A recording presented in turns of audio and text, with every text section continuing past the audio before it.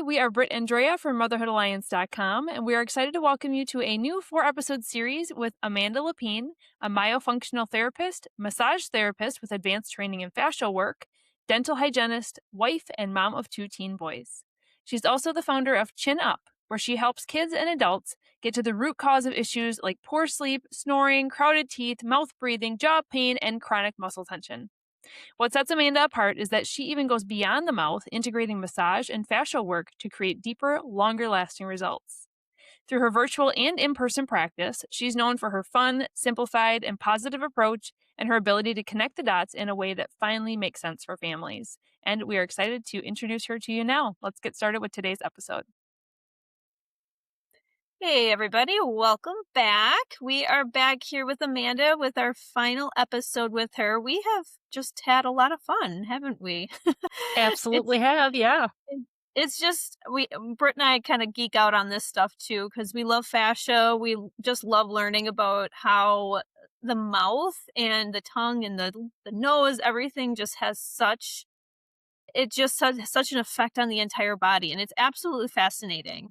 I mean, we went into that in the first and second episodes with mouth breathing, how nose breathing is the best, why, you even gave us some little tests that we can do and like instant kind of things that we can just understand about ourselves. The last one about fascia was super fascinating too. If you guys haven't listened to any of those, definitely listen to those. They're not just going to help you, they're going to help your kids. They're just going to help you with more awareness about how you're breathing, how you're doing daily life, just little things that really could just help you. And it all comes down to breath, like breathing. This is what we do every day and we don't even think about how it really affects us. It's just fascinating.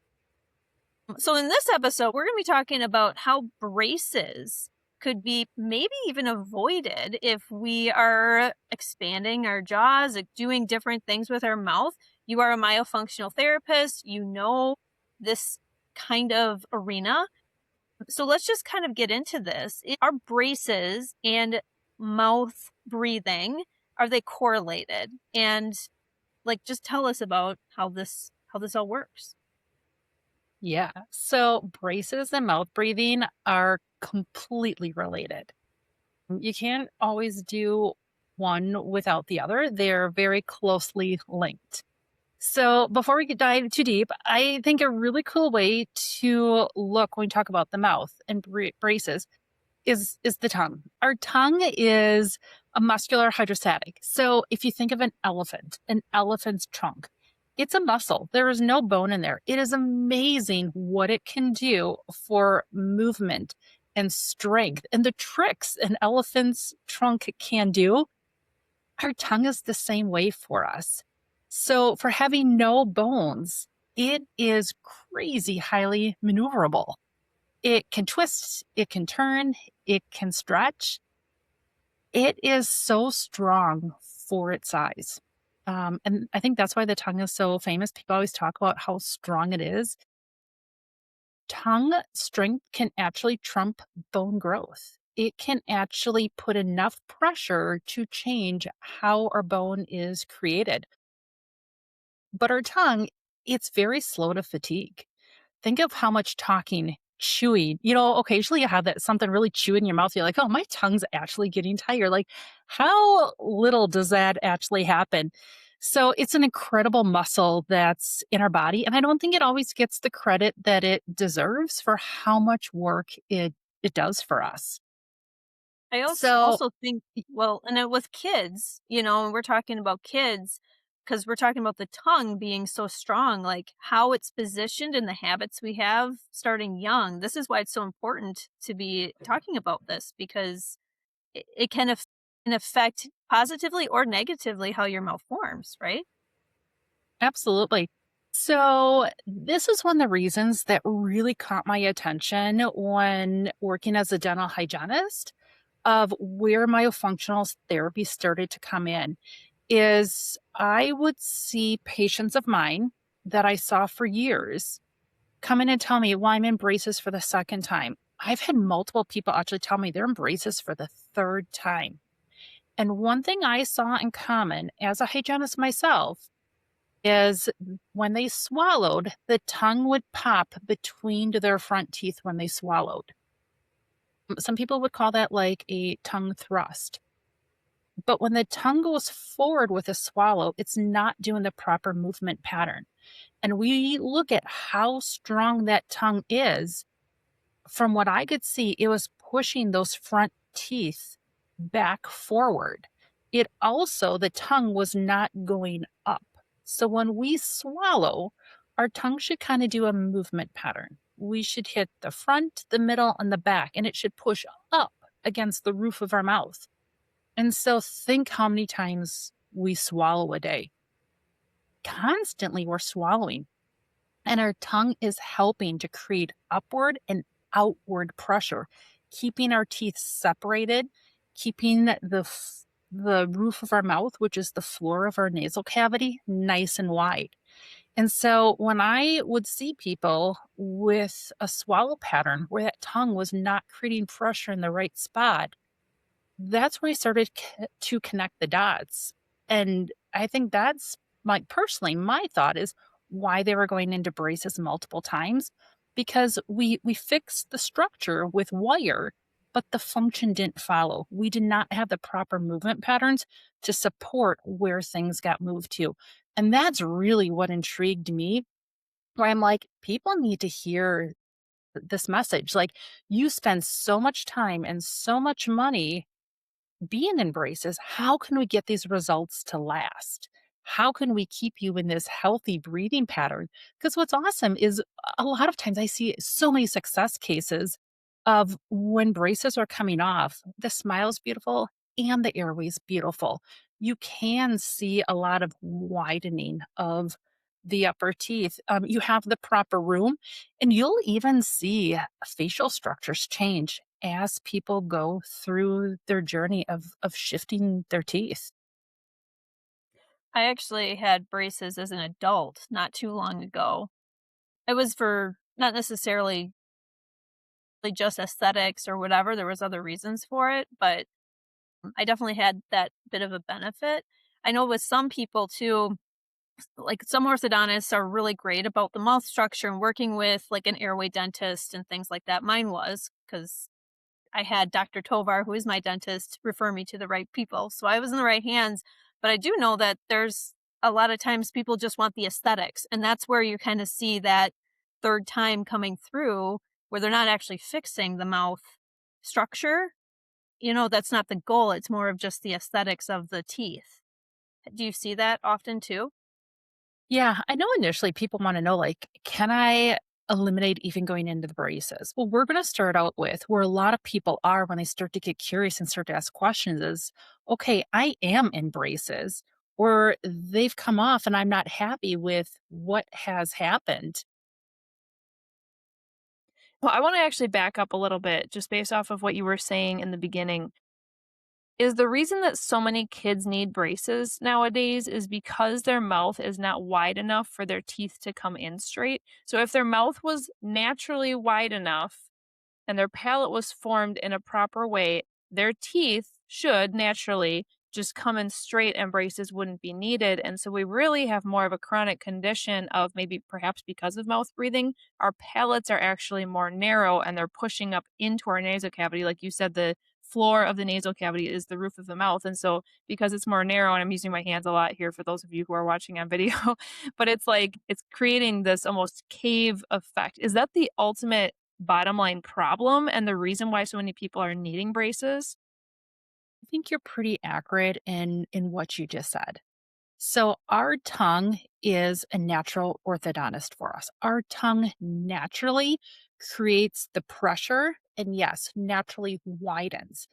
So from little on, if someone is a mouth breather, their tongue is not up on the roof of the mouth, creating the pressure that it should.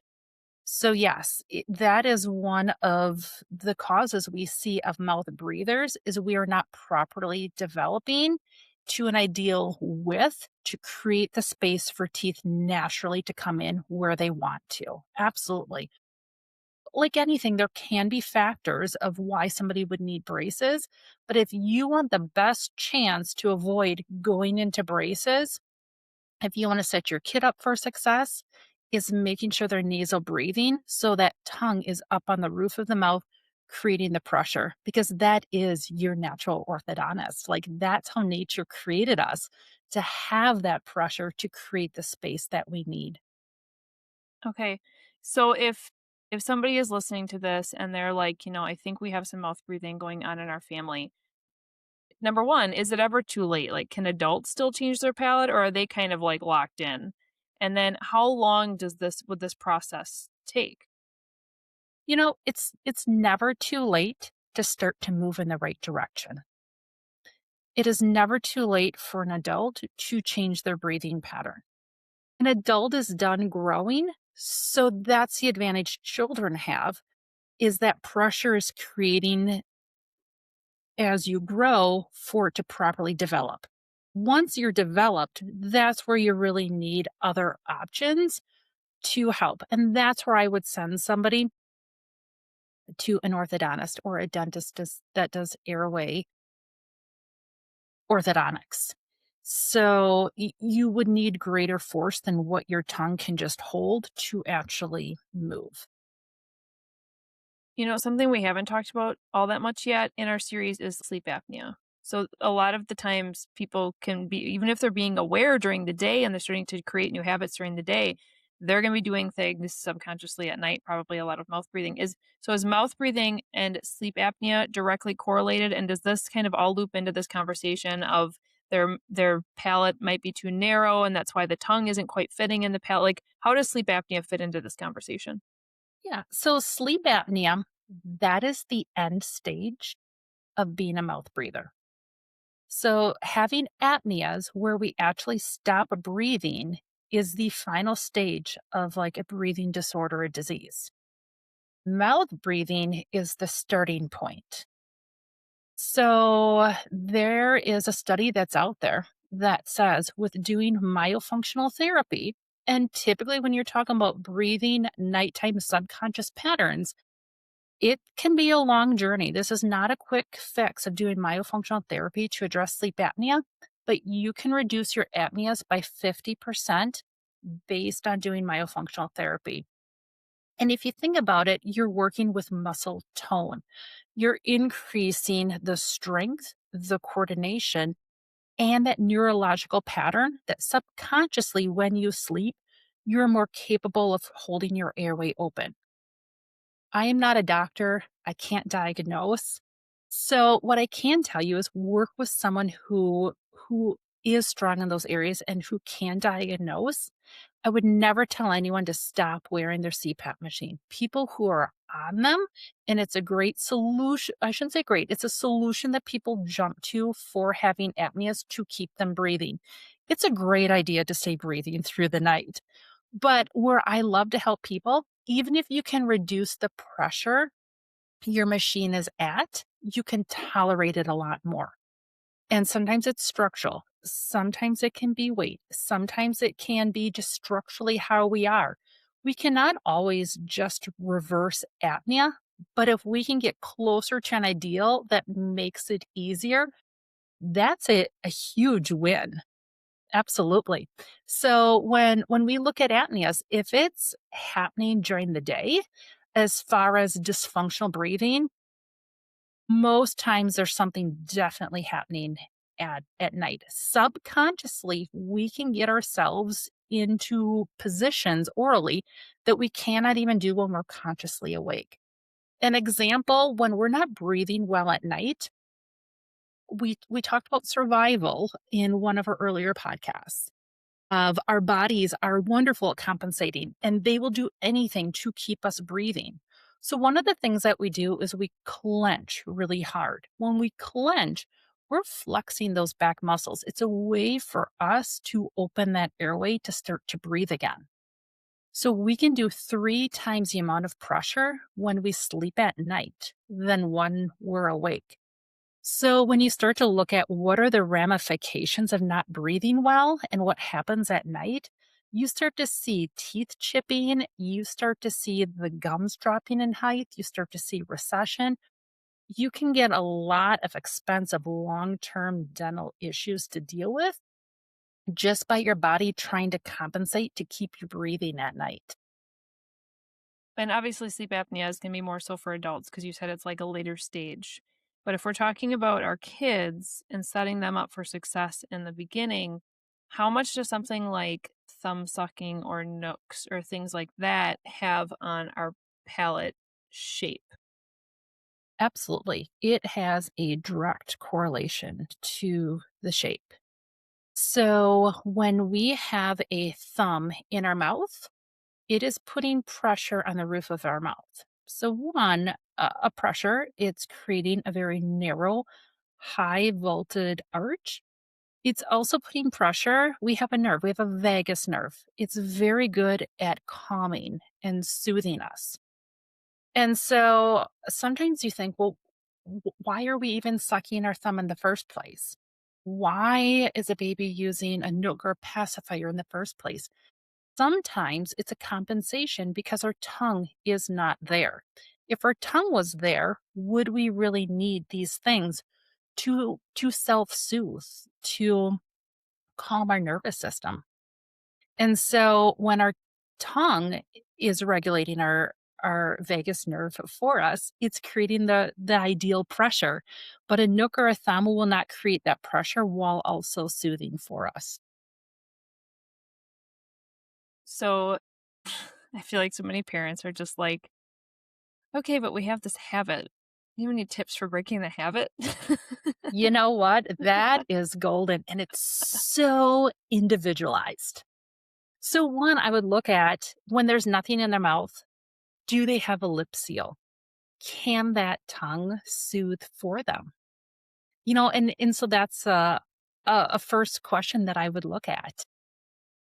And different kids are very different. And you know what? Let's put this out there. There are adults who still thumb suck. It's not talked about because it's very embarrassing, but I've worked with adults who are thumb suckers and they typically are mouth breathers. And the habit really comes back at nighttime subconsciously, which can be very embarrassing once you hit your teens, college, early on. So sometimes when you start to look at kids, even adults, there's great icky, bitter flavored nail polish, even you can put on your teeth. And some people just need that gentle reminder. I bring this up because I did it with one of my sons. He actually had a nail biting habit, is how he kind of soothed himself. And it was just like a nervous tick. And so he did not have his tongue up with a proper lip seal because he bit his fingernails. And just by getting a clear nail polish, his a son, you couldn't see it, but it kept his fingers out of his mouth. And that was just enough to correct that behavior. And he was maybe in second or third grade at that point. Yeah, that's helpful, and I mean, it's a battle. Both of my kids sucked fingers. My son sucked his thumb. My daughter had, like, her 2 fingers that she would suck on, and I think it was around age 4 that we got them to stop, which is probably a lot later than what would be ideal, but Just have to make it inconvenient for them. I have heard of people who will take a tube sock, and we're talking thumb sucking like nighttime. People will put a tube sock over a sleeve and get it to adhere to pajama. Like they'll put like a piece of tape or your comfort level, like safety pins, some way to hold that sock on. So when you try to put the hand or the thumb in your mouth, it doesn't have the same sensation. But I think it's really important to understand that when you're trying to remove a habit, what is that coping mechanism? You have to be very understanding. Like, this is an addictive property. And if you're working with a child, they don't always have the words to explain of how they're feeling. So you may deal with other behavior issues. You may deal with anger, frustration. Like, they don't know how to tell you they can't regulate themselves. It could be, reducing screens, getting more outside time, getting them more tired and fatigued, that they're just too exhausted to worry about this. And rewards. We all are highly motivated by rewards. It can be as much as a sticker a day. Sometimes you have to use people's imperfections to their strengths. Like some people just want to achieve getting that gold star every single day, and it makes them feel awesome to know they're doing it in a streak. Sometimes, as a parent, like, okay, you're finally going to break down and get this thing they've been bugging you on, and you're not going to wait till their birthday. Rewards work really good. We're highly motivated by food. So you just have to really look at each person and see what motivates them, why that habit's there, and make sure that you can provide support for long term success. And sometimes, in order to keep something out of your mouth, you got to find a way to make sure that that tongue is up there to replace what they're trying to do. Mhm. Yeah, and for my kids, it was really about awareness, which is why how we started this whole series, right? Is just becoming aware of the habits that you have when it comes to breathing. And so for my kids, when they were young and they were still sucking fingers, what they was typically when they were tired, right? There was a correlation with their blankies a little bit. I mean, they would do it without it. So we started just having like baby stuff. So I would tell them to leave their blankies in their bed in the morning. So their blankies weren't like laying around and they wouldn't grab it and start sucking. But another thing is either if they were watching a show or if we were reading a book, thumb would go into the mouth. And so I would have them give me a thumbs up. And if I saw their thumb or fingers, whatever, whichever kid, start sucking again, I would either hit pause on the show or I would stop reading. I would just stop. I wouldn't say anything. And then they would just like realize, oh, and they'd have to like give me a thumbs up again. Like, okay, thumbs up is a go, right? I can watch this again. And so it was just building that awareness that they have a habit. Well, this is really interesting. And I want to bring it back to braces to finish this out because what I'm really understanding from what you're saying is there are multiple ways to start moving more toward nose breathing. Sometimes it's going to take some structural change, like seeing an ENT. Sometimes it's going to take structural change of widening the palate so that their tongue can fit better and they can breathe more easily through their nose. And there's multiple ways to widen the palate. Step number one is going to be using that tongue, right? Like you talked about, to be the natural expander. Sometimes kids are going to need more traditional expanders. There are like those mouth guard programs like Vivos or Tooth Pillow or MyoBrace that kids can do for that as well. A quick question though is, do braces actually expand the palate then, or do they just straighten the teeth? I mean, as a very general blanket statement, braces are made more to straighten teeth. With that being said, you can get slight expansion. I'm not an orthodontist. I'm not trained in this. I'm speaking of what I have seen with my two boys. One had a form of expansion done. The other, they felt he was wide enough, they could gain the small amount while he was in braces to get him to the ideal width. So, just speaking for my own kids, I have had both done and both have been successful at getting them to a proper width that we knew their breathing would be in ideal spot. Okay. But really, what all this comes down to is if somebody has currently a bad habit with either breathing or a structural issue that needs to get changed, unless they change the actual habits behind it, like the way that they swallow and the way that they breathe and the way, like a tongue thrust, like you talked about, unless they change those habits, they could relapse. And so that's where you come in, right? Is you are like the therapist that's walking alongside them because the dentist doesn't have time to be walking everybody through all of these different, like, how do you actually swallow properly techniques? And so that's where someone like you comes in to make sure that they're building the foundational habits that's going to help them have long term success and put this behind them. Absolutely. I want to see people be so successful on their journey of getting not only beautiful smiles, but healthy smiles. And that I think is the huge takeaway. No matter who is doing your braces, you now have a resource to figure out how are you going to sustain this. So proper oral breathing, having that tongue up, that's your insurance policy. That's how you're going to make sure things not only stay healthy, but also beautiful. Yeah, Hmm. Yeah. Well, and to finish this episode, it's really just like, okay, the question, can you avoid braces? Yes, you can. And it's not guaranteed. Obviously, everybody's going to have a different situation. But if you have proper breathing and proper mouth size for your teeth and your tongue, Yes, you can avoid braces. So that's pretty exciting. All right. Well, to finish our 4 episodes together, we always like to ask our guest, what does the future of your business hold? What's the future of Chin Up? Ooh, you know what? That is the fun. That things are always changing, always growing, just like our bodies. And we don't always know what's next, but I really hope to continue to do more support for the entire body along with myofunctional therapy because I have seen faster results, better results, um, just ideal success when we don't all work in a silo on our own specialties and in our small arenas of being able to look at it from a really unique perspective of supporting the fascia and looking where are we stuck and where are other restrictions in supporting what's happening in the mouth. And I think it's a really unique standalone area a lot of people aren't looking at. So I'm just excited to explore that and specialize more in that particular area. Yeah, well, and through this conversation, it's like your work is key, and there's so many people that still don't know about this. So we're excited to help spread the word. For those of you listening, if you know anybody in your life, actually just share this with everybody in your life because everybody knows a mouth breather. Or somebody who's going through some of those symptoms and they don't even realize that mouth breathing is the actual bottom line culprit. So go ahead and share this. Let's get the word out about what myofunctional therapy can do. And thank you so much, Amanda, for joining us. We were so happy to have you. Absolutely. This was very enjoyable, and I'm glad to get the message out just to help educate and let people feel empowered that when they meet the right provider and they make the right choice, they're going the right direction and health is priceless to have. That is for sure.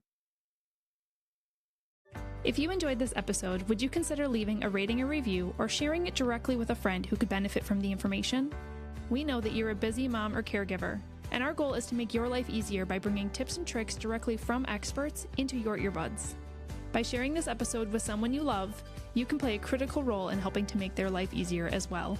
We appreciate your time and thank you for being a part of the Motherhood Alliance family.